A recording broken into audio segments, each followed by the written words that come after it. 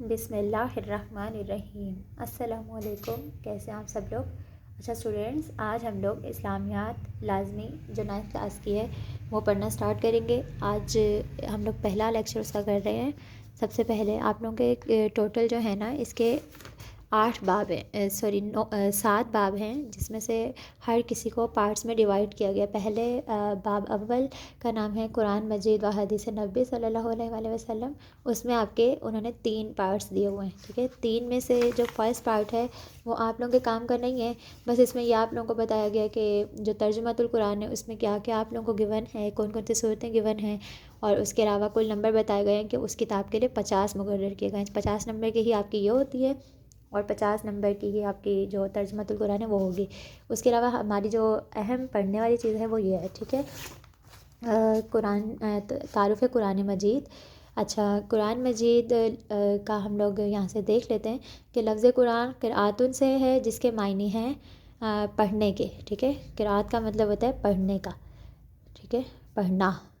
قرآت یہ آپ لوگوں کا MCQ کے لحاظ سے بہت زیادہ امپورٹنٹ ہے، ٹھیک ہے، چونکہ قرآن مجید ایسی واحد کتاب ہے جو دنیا میں سب سے زیادہ پڑھی جاتی ہے، اس لیے اسے قرآن کہا جاتا ہے۔ یہ کویسچن آ سکتے ہیں کہ قرآن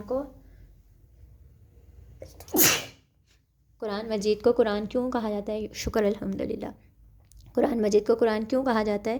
تو ہم لوگ بتائیں گے کہ اسے قرآن اس لیے کہا جاتا ہے کیونکہ یہ واحد کتاب ہے جو دنیا میں سب سے زیادہ پڑھی جاتی ہے، اور یہ لفظ قرآت سے نکلی، جس کے معنی پڑھنے کے۔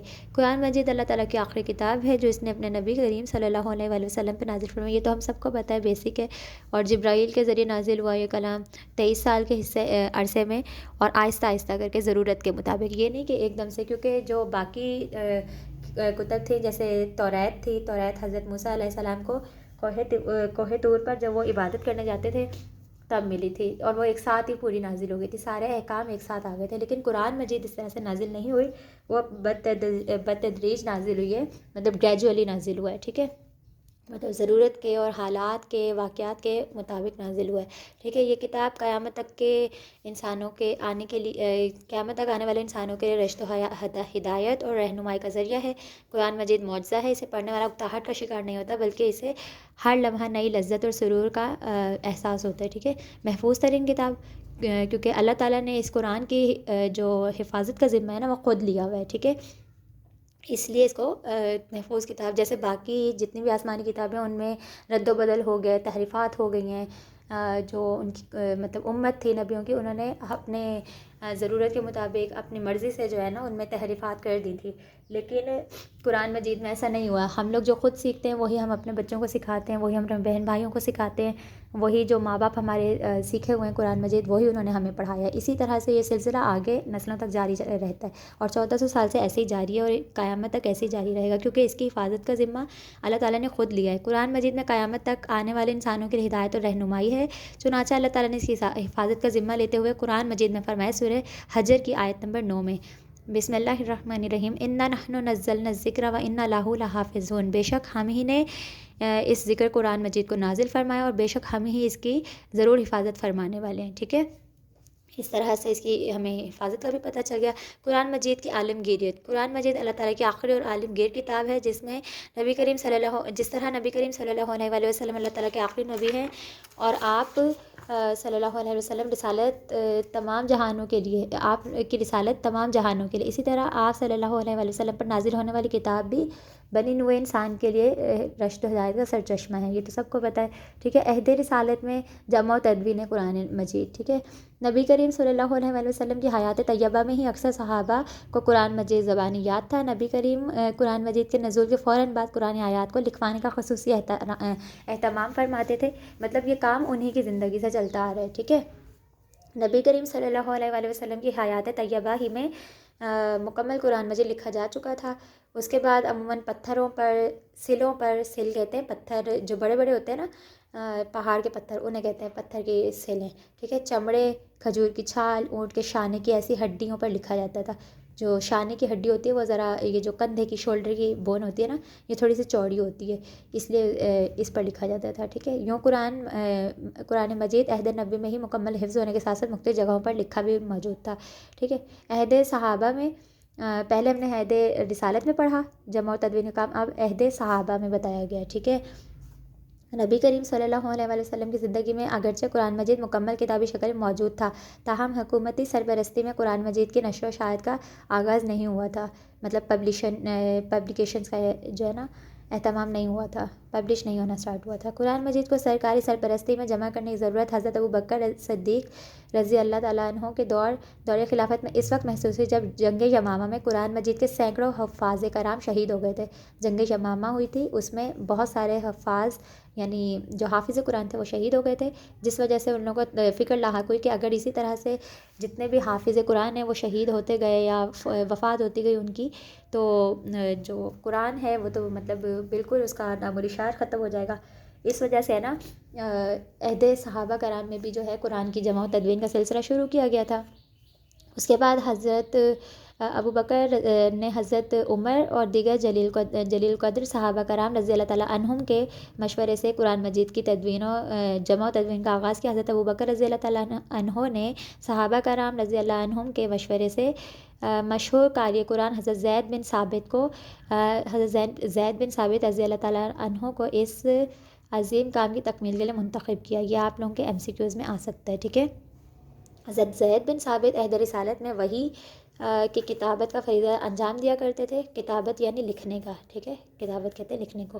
حضرت زید بن ثابت کی سربراہی میں قائم کمیٹی نے مسلسل اور انتہائی محنت سے قرآن مجید کو ایک مصحف کی صورت میں جمع کیا۔ مصحف قرآن کتاب کو کہتے ہیں، ٹھیک ہے۔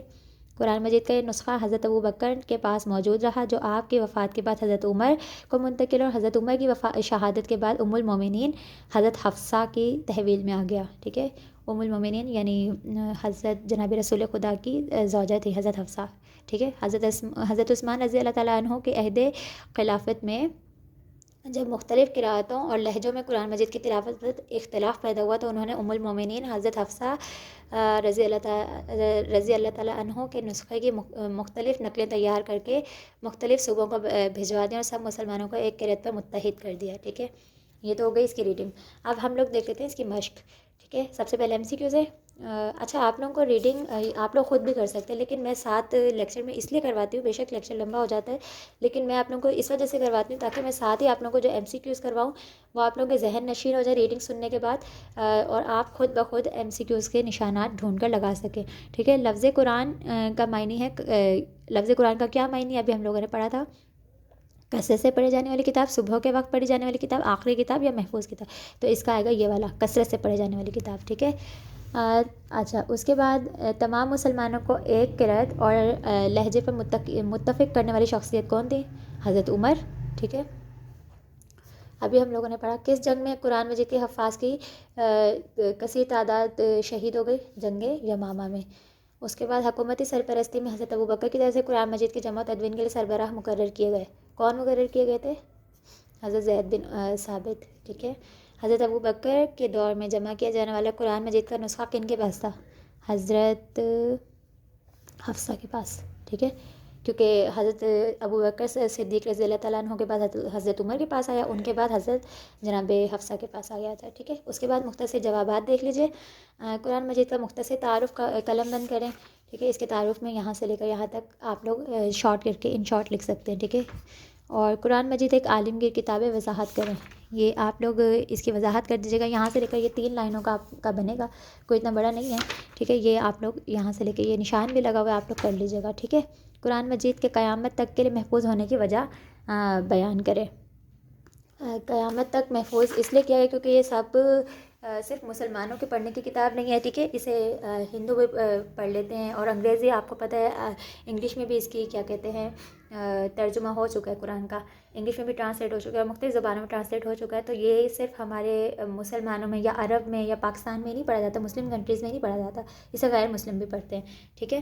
تو اس کی حفاظت کا ظاہر ہے اللہ تعالیٰ نے ذمہ خود لیا ہوا ہے، اس لیے جو ہے قرآن مجید کے قیامت تک کے محفوظ ہونے کی وجہ بیان کی گئی ہے، ٹھیک ہے۔ قرآن مجید کا اعجاز تحریر کریں۔ قرآن مجید کا اعجاز یہ ہے کہ ایک زندہ معجزہ ہے، ٹھیک ہے، اور جتنے بھی لوگ کیا کہتے ہیں اس کو پڑھتے ہیں نا، ان کو اکتاہٹ نہیں ہوتی۔ یہ قرآن مجید کا معجزہ ہے کہ اسے پڑھنے والے کو اکتاہٹ کا شکار نہیں ہوتے، بلکہ اسے ہر لمحہ نئی لذت اور سرور حاصل ہوتا ہے، ٹھیک ہے۔ یہ اس کا معجزہ آ گیا۔ اس کے بعد عہد رسالت میں تدوین قرآن مجید کی وضاحت کریں، یہ یہاں سے لے کر یہاں تک ہے، ٹھیک ہے۔ عہد رسالت کا، یہ آپ لوگوں نے لکھ دینا ہے۔ اس کے بعد تفصیلی جواب عہد صحابہ میں جمع و تدوین قرآن مجید کے احوال بیان کریں، یہ آپ لوگ یہاں سے لے کر یہاں تک ان شارٹ کر کے لکھ دیجیے گا۔ ان شارٹ اتنا بھی نہیں کرنا کیونکہ یہ تفصیلی ہے، تو کم از کم بھی آپ کا 1 پیج کا یہ ہونا چاہیے، 1 سے لے کر پونے پیج سے لے کر 1 پیج تک کا یہ ہونا چاہیے، ٹھیک ہے۔ اور عہد رسالت والا آپ لوگوں کا کیونکہ شارٹ ہے تو یہ کم از کم بھی 4 سے 5 لائنوں کا آپ کا ہونا چاہیے۔ باقی تھینکس فار واچنگ، ملتے ہیں آپ سے نیکسٹ ویڈیو میں، اللہ حافظ۔